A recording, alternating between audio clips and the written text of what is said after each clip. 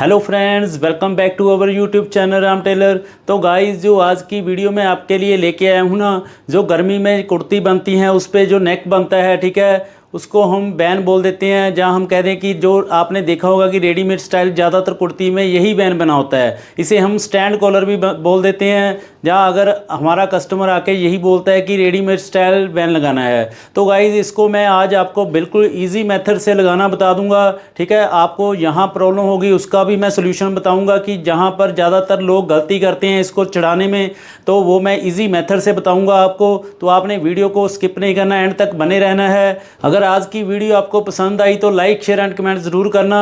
अब हम ज़्यादा देरी ना करते हुए आज की वीडियो स्टार्ट करेंगे। ये मैंने आज छोटा सा पीस लिया है, ठीक है। आपने ये कटिंग सेम वैसे ही करनी है वैन वाले के हिसाब से, ठीक है। इसमें कोई चेंज नहीं है।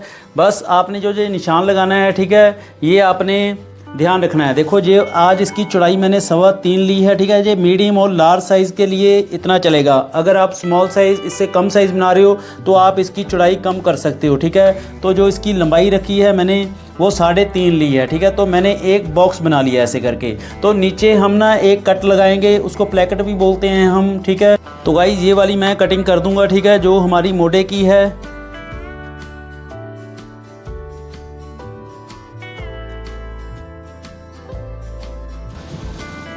ये 2 इंच 2 सूत डाउन कर दूंगा मैं इसको।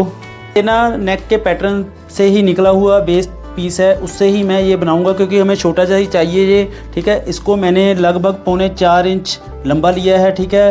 तो जो हम तैयार रखेंगे, आधा इंच वगैरह ऊपर भी चला जाता है यहाँ वेस्ट में, तो हमारा गला 7 इंच तक नॉर्मल बन जाएगा। तो आपने भी ध्यान रखना है, इसका डीप नेक आपने 7 इंच 7.25 तक रखना है, नहीं तो नेक डालने में दिक्कत होती है, ठीक है।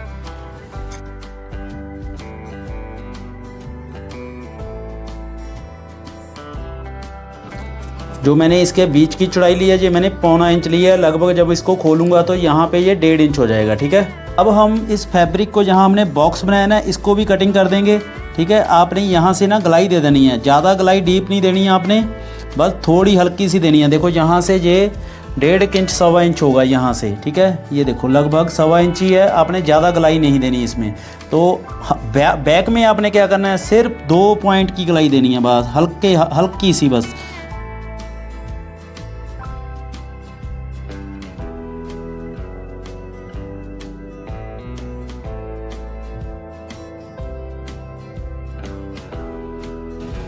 तो ये हमारी कटिंग हो चुकी है, ठीक है।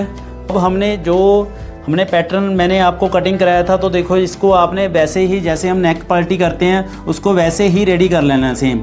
और हम अब इसको मशीन में रख के ना सीधी तरफ से अंदर को ये कट लगाने के लिए यहाँ से सेंटर में सिलाई लगा के इसको पलट लेंगे। इसको पीस को मैंने पलट लिया है, बीच में से ये 1.5 इंच ही आ रहा है जितना हमने लिया था, ठीक है। 1.25 इंच के हिसाब से डबल करके 1.5 इंच हो गया। तो सेम प्रोसीजर है जैसे हम नेक को पलटी करते हैं। ये बस छोटा सा पीस है, हमने नीचे नीचे ही इसको पलटी करना है। तो अब हम फ्रंट को बैक के साथ इसके कंधे ज्वाइंट करेंगे।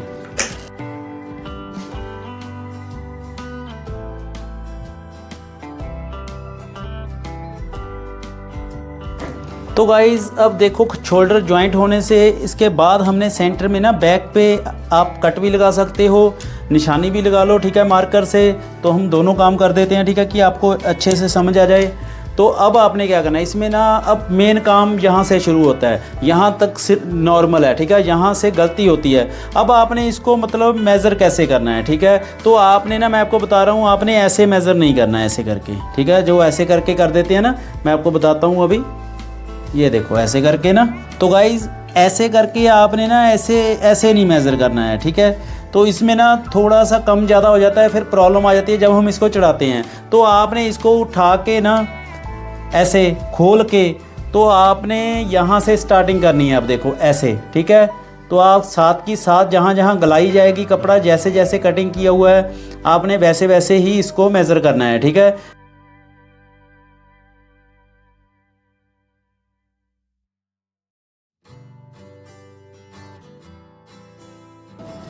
तो देखो ये लगभग 17 इंच आ रहा है, ठीक है। तो 17 इंच का हम बैन तैयार कटिंग करेंगे इसको चढ़ाने के लिए। मैंने पेपर पेस्ट लिए है लगभग 4.5-5 इंच इसकी चौड़ाई ली है और लंबी ली है ये 17 इंच। 17 इंच थोड़ी सी हम कम भी ले सकते हैं, कोई दिक्कत नहीं है, अभी बताता हूँ कि क्यों। तो अब आपने इसको फोल्ड कर लेना है लंबाई से, ठीक है, बिल्कुल सही से रख लेना है। और आपने ना इसको पिन अप कर लेना है जहाँ आप सीन लगा सकते हो, ठीक है, क्योंकि ये ना फिर हिलेगा नहीं, हमारा बिल्कुल सही से कटिंग होगा। तो गाइस एक साइड से ना आपने बिल्कुल सीधा कर लेना है। अब इसको आपने जो आप कटिंग कर दोगे इसकी ये लाइन लगा दी। अब आपने जो पहला निशान लगाना है, देखो फोल्ड की तरफ है, जहाँ इसको मैंने फोल्ड किया हुआ है, तो 3.5 पे मैं निशान लगाऊंगा यहाँ पे, ठीक है। नेक्स्ट निशान आपने जो लगाना है, जितना आपका 17 इंच था ना वैन, हमने 17 इंच चौड़ाई में करना है, तो हम 16 इंच के हिसाब से 8 इंच पे निशान लगाएंगे यहाँ पे, ठीक है। तो आपने यहाँ से भी इसको सीधी लाइन ऊपर को कर देनी है चौड़ाई में, ठीक है। तो यहाँ भी आपने 3.5 ही निशान लगा देना है, ठीक।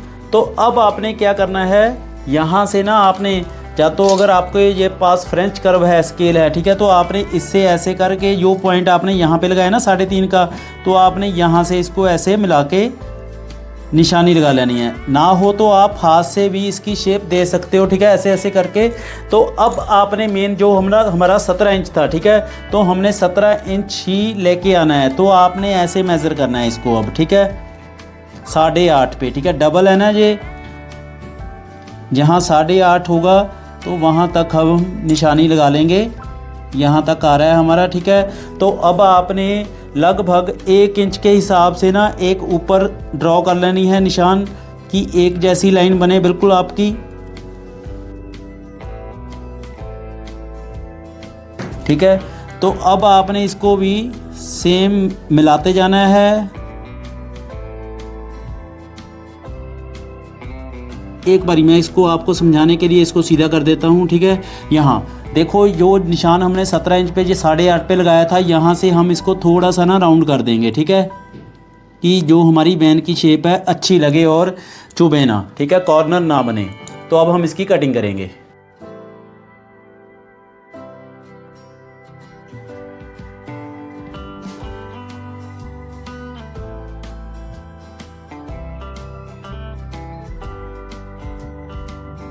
फैन कटिंग करने के बाद अब हमने 2 पीस लेने हैं फैब्रिक के, सेम इतने ही, इससे थोड़ा सा दोनों साइड में ज़्यादा लंबे, ठीक है। तो एक पीस पे आपने इसको पेस्ट कर लेना है। तो अब सबसे पहले ना आपने यहाँ से ना ऊपर की तरफ, यहाँ तक बीच में गलाई है, ठीक है, यहाँ पे आपने आधा इंच के हिसाब से ना कटिंग कर लेना है एक्स्ट्रा कपड़ा। तो अब हम इस तरफ से ना इसको ऐसे करके, जैसे हम नेक पे पैटर्न पे लगाते हैं सिलाई, वैसे ही हम यहाँ पे सिलाई लगा देंगे एक तरफ पे, ठीक है। तो गाइज ये आपने ना बड़े बखे के साथ सिलाई लगानी है, ये हम बाद में उधेड़ देंगे, ठीक है।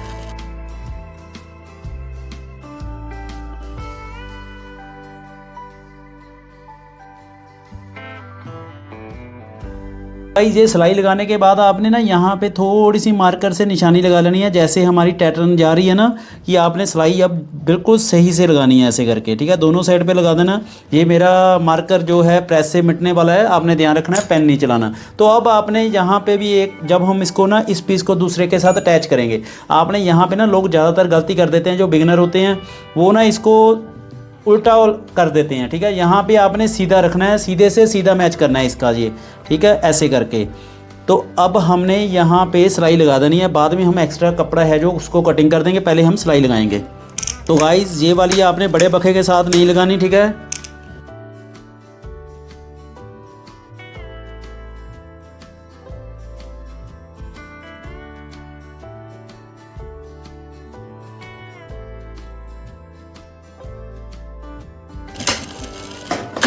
तो गाइज़ अब हम इसको पलटी करने के लिए, जैसे हम नेक पलटी करते हैं, हमने बस वैसे ही थोड़ा सा ही मार्जिन लेना है यहाँ पे।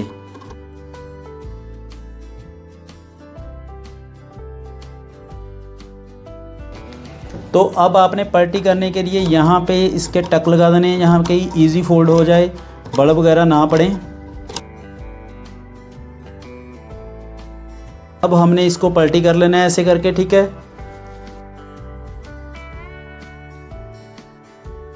मैंने ना इसको आयरन करके अच्छे से बिठा लिया है। अब जो देखो ये फैब्रिक है ना, बस आपने आधे इंच से भी कम रख के ना बाकी को एक्स्ट्रा को कटिंग कर देना है।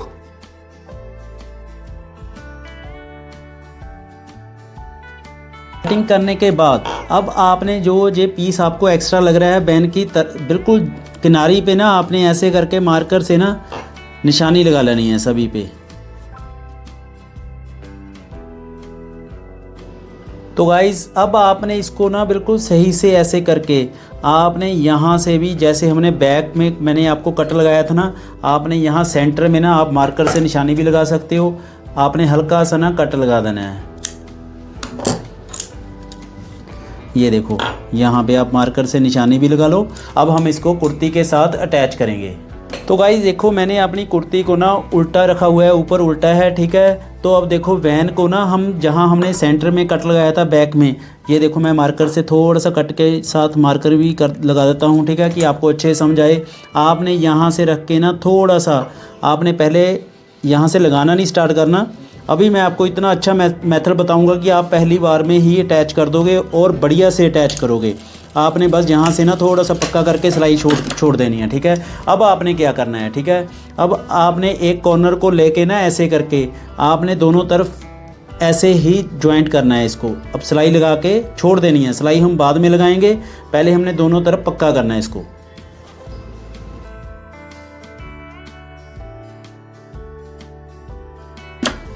तो गाइज एक साइड पे कर दिया, ऐसे ही हम दूसरी साइड करेंगे, ठीक है।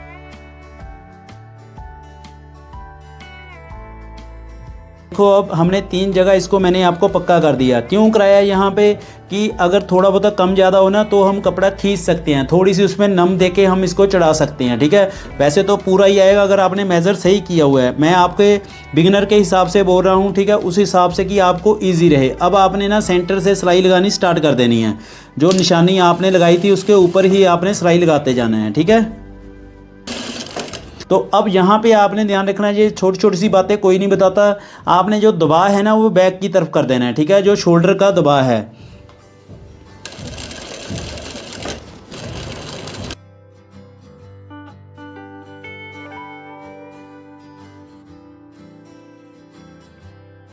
तो अब हमारा पहली बार में ही बिल्कुल पूरा आया है, ठीक है। तो अगर आपने मेज़र अच्छे से किया हुआ है ना तो आप बिल्कुल सही से चढ़ाओगे पहली बार। और जो एक आधे पॉइंट का थोड़ा बहुत कम ज़्यादा हो उसमें आप उसको नम दे के चढ़ा सकते हो, ठीक है। तभी मैंने ये पहले लगा दिया। अब हम दूसरी साइड से इसको स्टार्ट करेंगे।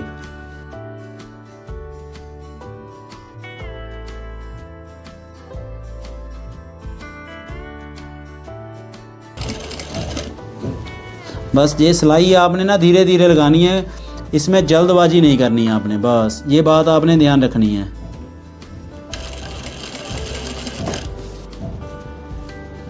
तो अब देखो हमारा दूसरी तरफ भी बिल्कुल सही से आ चुका है, ठीक है।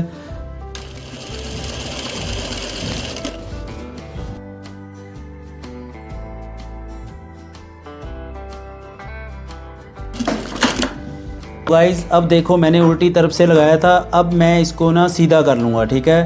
देखो ऐसे करके, ये देखो ये दबाव है दोनों साइड का अंदर चला जाएगा, ठीक है। ऐसे करके अब हम इसको यहाँ से सिलाई लगाना स्टार्ट करेंगे। देखो एक बार फिर दिखा देता हूँ, जो आपका एक्स्ट्रा है ना इसको आपने इसके बीच में दे देना है, जो आपने बैन तैयार की है, ठीक है। तो अब भी ये वाली सिलाई में भी आपने ध्यान रखना है, ठीक है, जल्दबाजी नहीं करनी। जहाँ इससे बैठेगा आराम से वहीं पे बैठाना है, खींचना नहीं है, बस इसमें मेन है। आपने जो दबाव है उसको ऊपर करते जाना है बीच में, ठीक है। तो हल्के हाथ से आपने सिलाई लगाते जाना है। तो देखना कितना फिनिशिंग के साथ चढ़ेगा और कोई बल वगैरह भी नहीं पड़ेगा। बस इसमें ना जो मैंने आपको सीक्रेट बताए हैं वो आपने ध्यान रखने हैं बस, ठीक है। इसको मेज़र कैसे करना है, ठीक है। अगर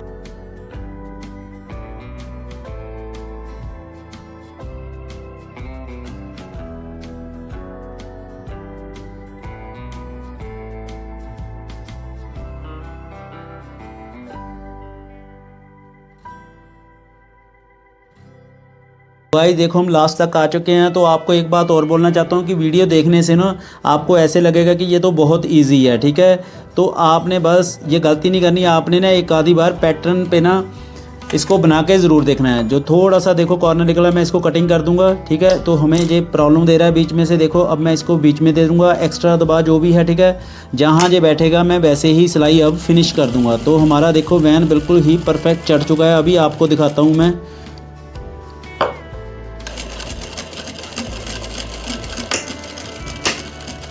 तो अब आपने सिलाई ना दूसरी तरफ भी जो हमने फोल्ड किया था, जब इसको पलटी किया था, उस तरफ भी हम सिलाई चला देंगे इसके, कि दबाव वगैरह कभी निकले ना, ठीक है।